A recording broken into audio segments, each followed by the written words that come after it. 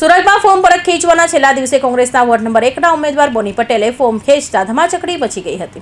તો આ સમયે કોંગ્રેસ કાર્યકરોના પોલીસ સાથે ઘર્ષણ થયું. ત્યારબાદ વિપુલ ઉદનાવાલાએ ભાજપ અને પોલીસ પર આક્ષેપો કર્યા હતા. સુરત મહાનગરપાલિકાના વોર્ડ નંબર 1ના કોંગ્રેસ પક્ષના ઉમેદવાર બોની પટેલને અચાનક જ ફોર્મ પરત ખેંચવાના છેલ્લા દિવસે કલેક્ટરે પહોંચી ફોર્મ ખેંચી લેતા કોંગ્રેસની હાલત કફોડી બની ગઈ હતી. તો આ અંગે બોની પટેલે જણાવ્યું હતું કે મેં પાર્ટી જોડે કોઈ ગદ્દારી કરી નથી. મેં પહેલા જ કહ્યું હતું કે મારું કામ નહીં થશે તો હું ફોર્મ પરત ખેંચી લઈશ, જે પાર્ટીને ખબર છે. હું છેલ્લા 2 વર્ષથી કાર્યકર્તા છું અને ફોર્મ ભરતી સમયે મેં કહ્યું હતું કે જે ટિકિટ હતી તે આપી દીધી છે. મારી કાર્યકર્તાઓ જોડે માથાકૂટ ચાલતી હતી, જેથી મેં મારી મરજીથી ફોર્મ ખેંચ્યું છે.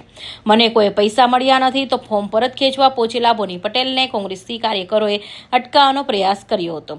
જોકે પોલીસ દ્વારા કોંગ્રેસી કાર્યકર્તાઓ સાથે બોની પટેલની મુલાકાત ન થવા દેતા વિપુલ ઉદનાવાલા દ્વારા ભાજપ અને પોલીસ પર ગંભીર આક્ષેપો કર્યા હતા. એક સમયે કોંગ્રેસીઓ અને પોલીસ વચ્ચે ચૂંટણી અધિકારીઓ ઓફિસ બહાર ઘર્ષણ પણ સર્જાયું હતું. તો એવા આક્ષેપ કરાયા હતા કે ધાક ધમકી આપી બોની પટેલ પાસે ઉમેદવારી પરત ખેંચવામાં આવી છે. ત્યારે હવે આવનારા ચૂંટણીમાં આવનો કેવો પડઘો પડે છે તે તો સમય જ બતાવશે. કલ્પેશ રાણા વોર્ડ નંબર 1ના ઉમેદવાર છું. મારી બેનરમાં જગદીશભાઈ પટેલ કોળી સમાજ માટે આવે છે. ઓબીસી સીટમાં ઉમેદવારી કરી હતી.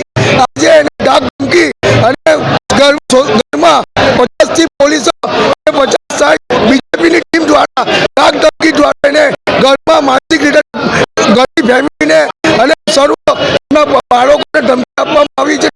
આજે એનું ફોર્મ અહીંયા કલેક્ટર કચેરી આજે 50 થી 60 પોલીસ લઈને એનું ફોર્મ ખેંચવામાં આવ્યું છે. બીજેપીની ટીમ બીજેપીના આગેવાનો એને કોળી સમાજના હતા. એ કોણ તમે સમજી શકો છો કોણ છે? મારું નામ આશા સોનવિયા, ઉમેદવાર છું વોર્ડ નંબર 1માં. બોનીભાઈ પટેલ, બોનીભાઈ જગદીશભાઈ પટેલે ફોર્મ ખેંચેલું છે. હવે એ તો છે ને, તો એ લોકો કાલ સુધી આજે સવાર સુધી હાજર એટલે અમે તમારી સાથે છે પણ રાત્રે પણ એમને દંડ આપવામાં આવતું હતું. સવારે બી એમને ઘણા ભાજપના લોકો બેસતા હતા, કાર્યકર હતા. મેં તો નથી ઓળખતી કોણ હતા. એમના ઘરે હતા ને અમે એમને ઘરે બેસ્યા હતા ને ત્યારે એ લોકો અમને એમ કે છે કે કોર્ટમાં કામ છે એમ કરીને એમને પાછળના દરવાજે લઈને અહીંયા પહોંચાડ્યા. હું એક અત્યારે મને ખબર પડી કે ભાઈ ફોર્મ ખેંચવા અહીંયા સુધી લઈ આવે એટલે અને એમના સમાજમાંથી એવું કહેવામાં કે તું ફોર્મ નહીં ખેંચે ને પાછું સમાજના લોકો કહેતા હોય કે ભાજપના કાર્યકર કહેતા હોય કે તારો ડિવોર્સ